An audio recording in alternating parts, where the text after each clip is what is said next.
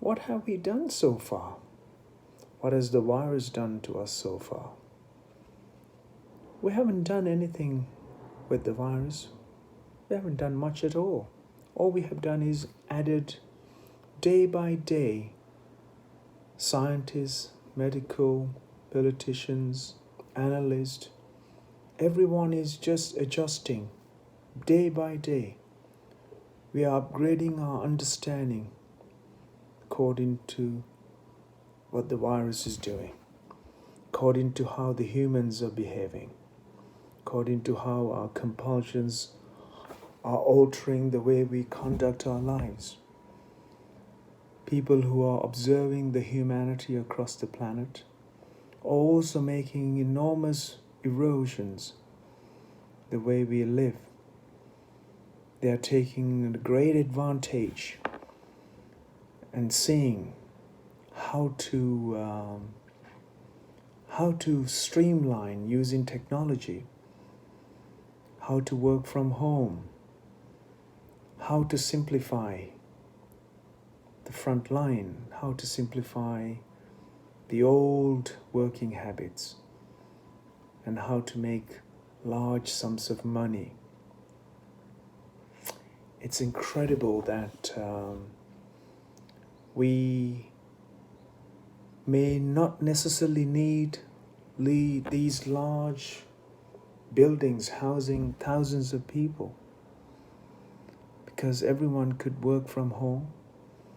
And also these large companies that held and kept lots of people in the buildings are no longer required to come to work, it seems, because they can all work from home. The need for green concerns can be turned around by 50%, because people who work on the eastern side of the city are living on the western side of the city. People who are living on the western side of the city are working on the eastern side of the city. The way the economic monster was created way back was designed so that you go to work, get paid, that you paid for your petrol, you paid for your transport, you paid for your time sitting in traffic, and then you went home and spent very little time with your family. And then you complained about being less time with your family, but being in the traffic in your dream car for 3 hours each way was a curse.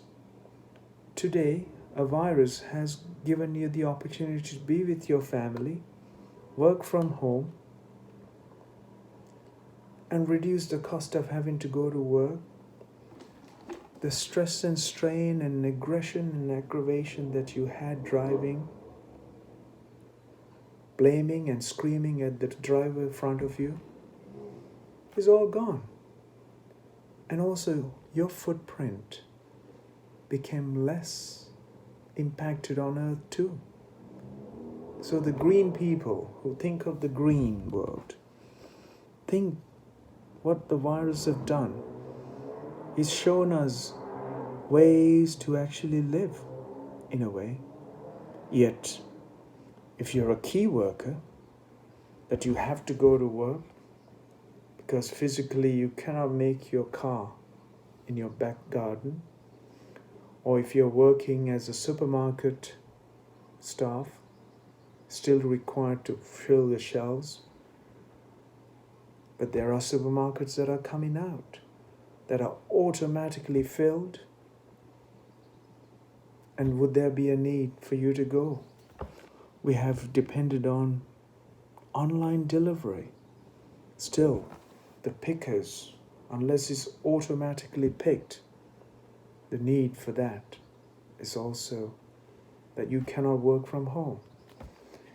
And if you want to travel somewhere on your holidays, and suddenly you get on an aeroplane, and the pilot comes on and say, or staff comes on and say, oh, sorry, I'm working from home, you cannot travel anywhere today. That's not going to happen. Where physically somebody needs to drive a transaction, cannot be sitting at home and working. They physically need to be out there. Unless you're a farmer with machines, you'll have to grow your own potatoes and seed your potatoes and pluck your fruits and vegetables, unless the machine does it. Still, we have to realize that we as human beings have worked with many different models. All these models have been worked to make profit for a very small number of individuals. By creating this, by laying off and getting rid of people, where are the governments going to find to pay for their government salaries and for your roads and for your beaches and for your cleaners and for your litter pickers on the street? Because as human beings, we still haven't come close to being responsible and accountable. When we are, just like the other creatures are, they do what is necessary for their survival. But we are evolved creatures in this human species group category. We should be much smarter. Our survival has been incredibly enhanced to a level no generation has ever seen before. It is time that we all share the same well-being, same health and mind in our health and well-being. Once we have come to accept that our health and well-being is a common importance, and that no one should serve as a slave, the humans will come to a place that we can thrive and go beyond where we are today. Otherwise, this struggle for thriving, this struggle for surviving on the planet will become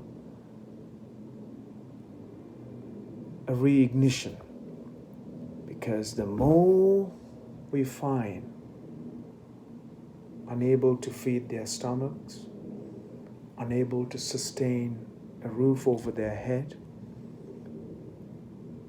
we will find the human struggle will become the next pandemic or human survival. Because over the last 25 years, we moved millions, if not billion, over from poverty to more comfortable lifestyle. Take, for example, Europe. How many millions, hundreds of millions were moved from socialist, old struggle to more Western, more comfortable, more struggle-free environment. With this virus, we might find we are stuck back maybe from the late Depression times. We've probably been pushed way back to the Depression times. If the governments, if the corporations, if the companies don't make a real balance in how we are going forward with a common purpose.